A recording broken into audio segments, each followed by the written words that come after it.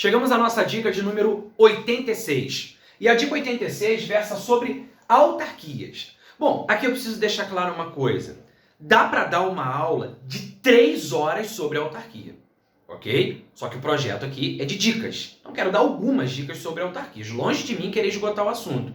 Lá no seu caderno de administração direta e indireta, não sei se você assistiu a aula teórica, se você está fazendo direto esse projeto de dicas sem nunca ter feito um módulo começando do zero, mas certamente você tem N informações acerca dessas entidades. Aliás, não só sobre autarquias, mas também sobre fundações públicas, sobre empresas públicas, sobre sociedades de economia mista, que são, claro, entidades integrantes da administração pública indireta e que atuam de forma descentralizada. Afinal, a descentralização administrativa consiste exatamente nisso, nessa distribuição de competência entre entidades. Então, quando é criada uma autarquia, isso é o processo de quê? De descentralização. Da mesma forma que uma empresa pública, que uma sociedade de economia mista, que uma fundação pública, porque todos esses que eu citei são entidades da administração indireta. Mas a dica aqui, ela envolve basicamente o que, Mota? A gente já fez dica anteriormente sobre características comuns às entidades da administração indireta. Já falei do Instituto da Organização Administrativa, envolvendo desconcentração, descentralização. Já falamos de órgãos públicos,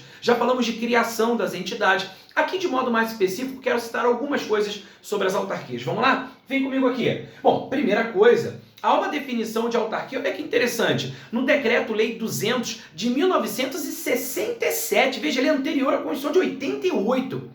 Tem muita coisa no DL 200 de 1967 que não foi recepcionado pela nossa Constituição. Muita coisa lá já caiu, muita coisa lá não se adequa àquilo que hoje nós temos. Se nós pegarmos, por exemplo, a definição de fundação pública, as definições de empresa pública, sociedade, economia mista, hoje as definições de empresa pública, sociedade, economia mista, a gente encontra no Estatuto Jurídico das Estatais, que é a Lei 13.303 de 2016. Agora, no caso da autarquia, a doutrina ainda cita essa definição. Então, vamos começar por esse ponto. O que é uma autarquia? É basicamente um serviço autônomo, criado por lei, com personalidade jurídica, patrimônio e receita próprios, para executar atividades típicas da administração pública, que requeram para seu melhor funcionamento, gestão administrativa e financeira descentralizada. Bom, não é uma definição doutrinária, é a definição do DL 200, tá? Tratando da organização da administração pública. Agora,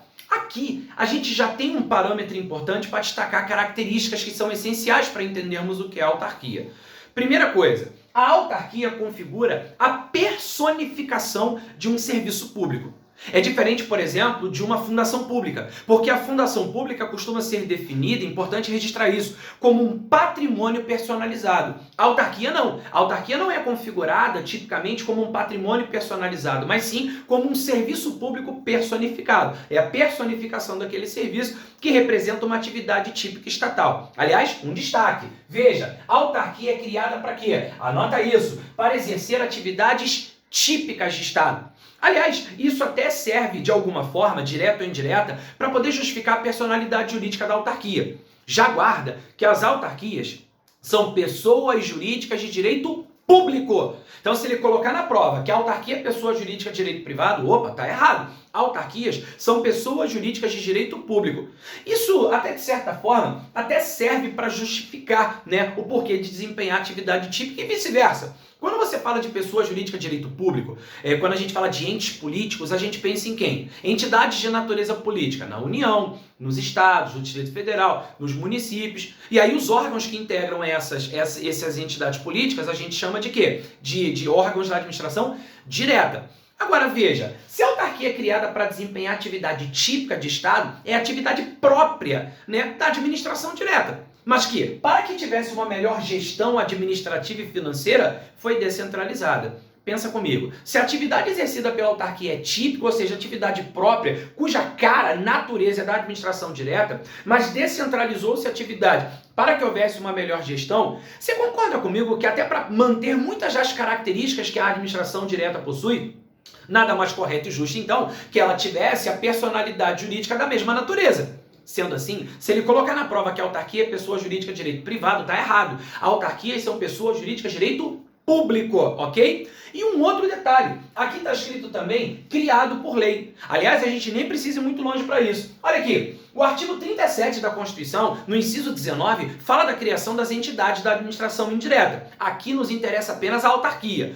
Como é criada uma autarquia? Olha o que diz a Constituição. Somente por lei específica poderá ser criada a autarquia. Veja, a autarquia é criada por lei específica. É diferente, por exemplo, de uma empresa pública, de uma sociedade de economia mista, por exemplo, que por serem pessoas jurídicas de direito privado, o processo de criação é diferente. Quando a pessoa jurídica é direito privado, a lei específica não cria a entidade, apenas autoriza a criação, devendo haver a inscrição do seu ato constitutivo no registro competente.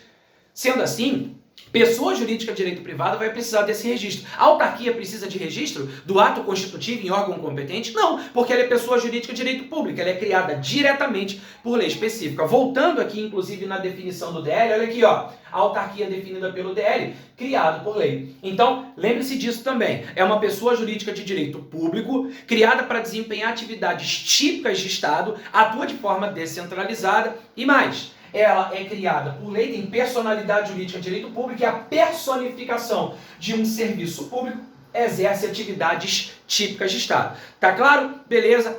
Maravilha. Mota, acabou? Não. Acabou, não tem mais coisa que eu quero dizer. Fala aqui ainda, ó, patrimônio e receita própria. Espera aí, patrimônio próprio, sim. Patrimônio. Aliás, os bens das autarquias são tipificados como bens públicos.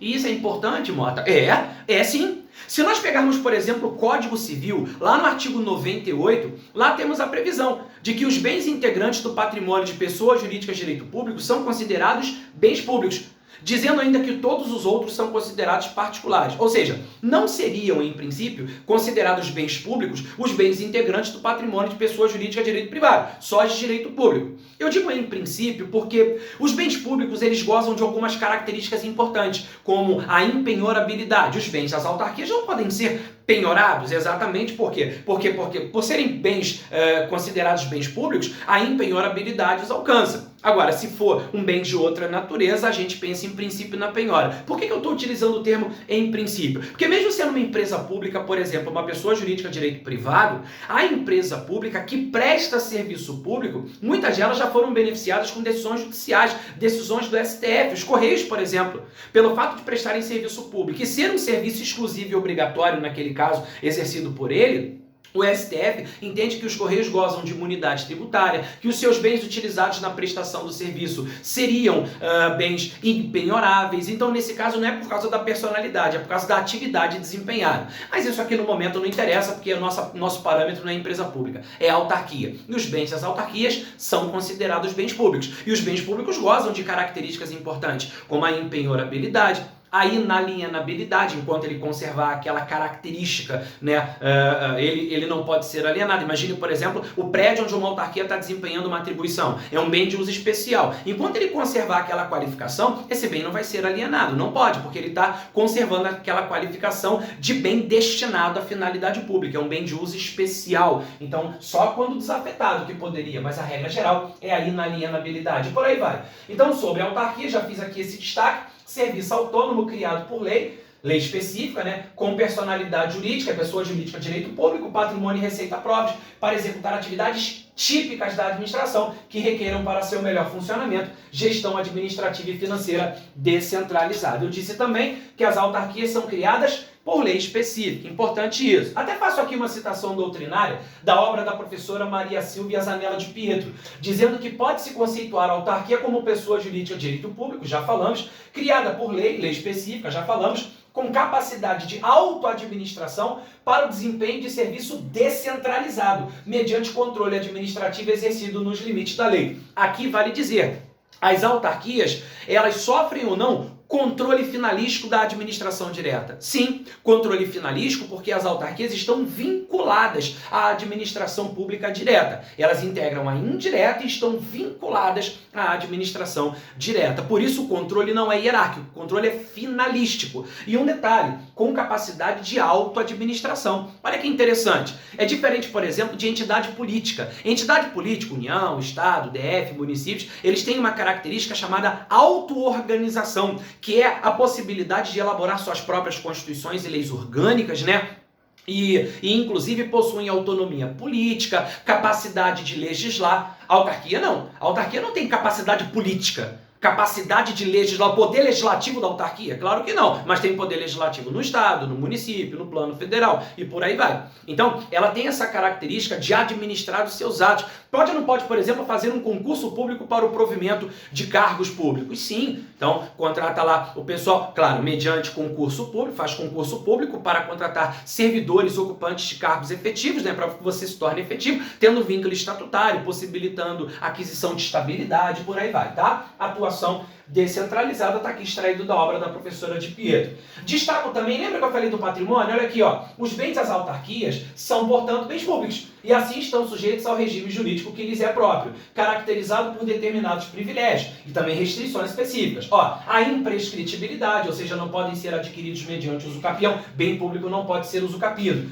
A impenhorabilidade, ó, a execução judicial contra autarquias, está sujeita ao regime de precatórios, previsto no artigo 100 da Constituição Federal. Entram no conceito de fazenda pública, tendo inclusive privilégios processuais e por aí vai, ok? Então, aqui algumas características, estou citando aqui, extraído da obra dos professores Vicente Paulo e Marcelo Alexandrino. Ó, a autarquia também goza de imunidade tributária. Embora aqui no 150 da Constituição ele fale da imunidade tributária recíproca, veja, entre União, Estado, DF e municípios, a vedação de instituir impostos sobre patrimônio, renda ou serviços uns dos outros. Mas aqui ele não falou de autarquia, mas olha o parágrafo 2º. Diz que essa vedação, ela também é extensiva às autarquias e fundações instituídas e mantidas pelo poder público, no que se refere a patrimônio, renda e serviços vinculados às suas finalidades essenciais ou delas decorrentes. Então, nessa situação aqui, as autarquias também gozarão de imunidade tributária. Para a gente fechar,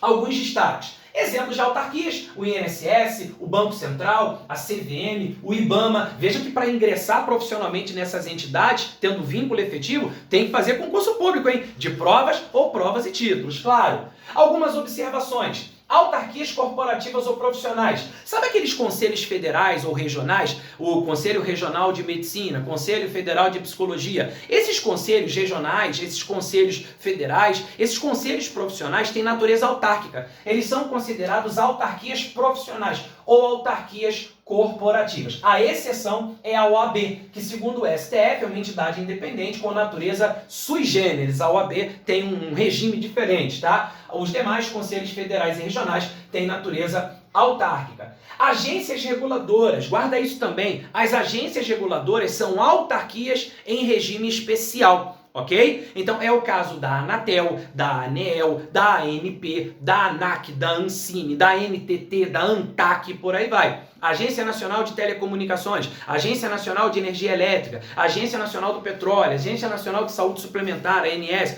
e por aí vai. Então, as agências reguladoras são tipificadas como autarquias, só que autarquias em regime especial, elas atuam na seara regulatória. A agência reguladora é criada exatamente para isso, para regulação, controle e fiscalização de atividades delegadas ao particular. Então, elas atuam nesse cenário. E ainda os consórcios públicos, previstos na Lei 11.107 de 2005, mas só vai devagar. Não é qualquer consórcio que tem natureza de autarquia, não. Porque esse consórcio, ele pode constituir, imagina, entes federativos se consorciam e aí constroem, né, criam uma pessoa jurídica para desempenhar uma atividade, né, uma gestão associada de algo, por exemplo, na área da saúde. Pois bem, esse consórcio ele pode assumir natureza de direito público ou de direito privado. Quando assumir personalidade jurídica de direito público, terá a natureza de associação pública. E as associações públicas são consideradas autarquias pelo Código Civil. Seriam autarquias multifederativas ou interfederativas. Então, quando constituídos sob forma de direito público, aqui ó, quando possuírem personalidade jurídica de direito público, terão natureza de associação pública. E integrarão a administração indireta de cada um dos entes consorciado. Então, se eu tenho 3 municípios lá que se consorciam e estabelecem, criam lá uma pessoa jurídica de direito público para gestão associada numa área específica, essa pessoa jurídica de direito público tem natureza de associação pública, autarquia multifederativa, vai integrar a administração indireta de cada um dos entes que formam aquele consórcio. Então, sobre autarquias, algumas dicas importantes. Anotou? Espero que sim.